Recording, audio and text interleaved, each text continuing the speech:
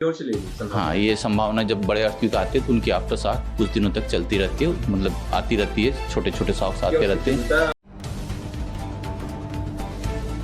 नेपाल में पिछले कुछ दिनों में तेज, मध्यम और निम्न श्रेणी के कई भूकंप आ चुके हैं, जबकि दिल्ली एनसीआर समेत लगभग पूरा उत्तर भारत 3 दिन में भूकंप के अच्छे खासे 2 झटके झेल चुका है। 4 नवंबर को आए 6.4 की तीव्रता वाले भूकंप ने नेपाल में 150 से ज्यादा लोगों की जान ले ली, जबकि बहुत से मकान और कई बड़ी इमारतें इस भूकंप में मलबे के ढेर में तब्दील हो गई थीं। पिछले कुछ सालों में नेपाल ऐसे कई बड़े भूकंपों का एपिसेंटर रहा है, जिसने जमीन के नीचे तेज कंपन पैदा की है। ये सिलसिला साल दर साल बढ़ता ही जा रहा है और आने वाले भूकंपों की संख्या भी बढ़ रही है, जिसका असर भारत में भी महसूस किया जाता रहा है। ऐसे में कई बड़े भूवैज्ञानिक इस बात की संभावना पहले ही जता चुके हैं कि नेपाल में टेक्टोनिक प्लेटों की तेज होती हलचल का खतरा भारत को भी अपने दायरे में ले सकता है। ऐसे में इस बात से भी इनकार नहीं किया जा सकता कि भारत में तेज भूकंप नहीं आएंगे। आईआईटी कानपुर के पृथ्वी विज्ञान विभाग के एक वरिष्ठ वैज्ञानिक प्रोफेसर जावेद मलिक के मुताबिक तुर्की, सीरिया और नेपाल की तरह भारत में भी किसी बड़े भूकंप की संभावनाओं से इनकार नहीं किया जा सकता।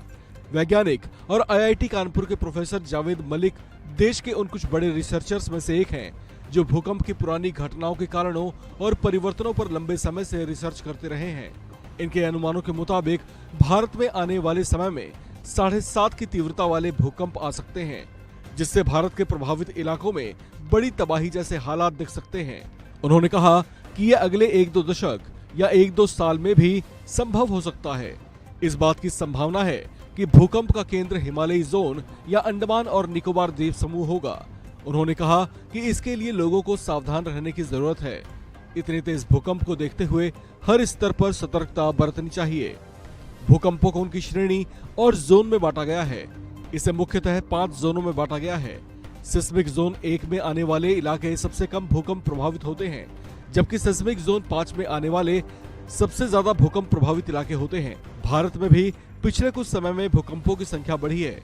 इसमें सिस्मिक जोन 1 यानी कम प्रभाव वाले क्षेत्रों में अधिकतर दक्षिण भारत के राज्य हैं। सिस्मिक जोन 2 में तमिलनाडु के अलावा मध्य और पश्चिमी राज्य शामिल हैं, जबकि सिस्मिक जोन 3 में केरल के अलावा बिहार, पश्चिमी राजस्थान, महाराष्ट्र, पंजाब, यूपी, गुजरात और मध्य प्रदेश आते हैं।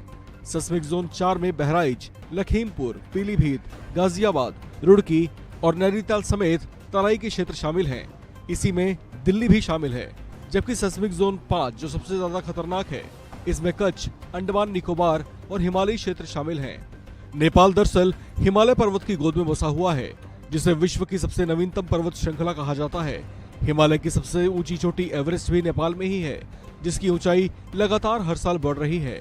इसका सीधा सा मतलब ये है कि नेपाल की धरती के नीचे मौजूद टेक्टोनिक प्लेट अभी भी ज्यादा स्थिर नहीं है और वो अभी भी एक दूसरे को घर्षण कर रहे हैं और धकेल रहे हैं, जिससे धरती के नीचे तेज हलचल हो रही है और ऊपर इसे जोरदार भूकंपों के तौर पर महसूस किया जा रहा है।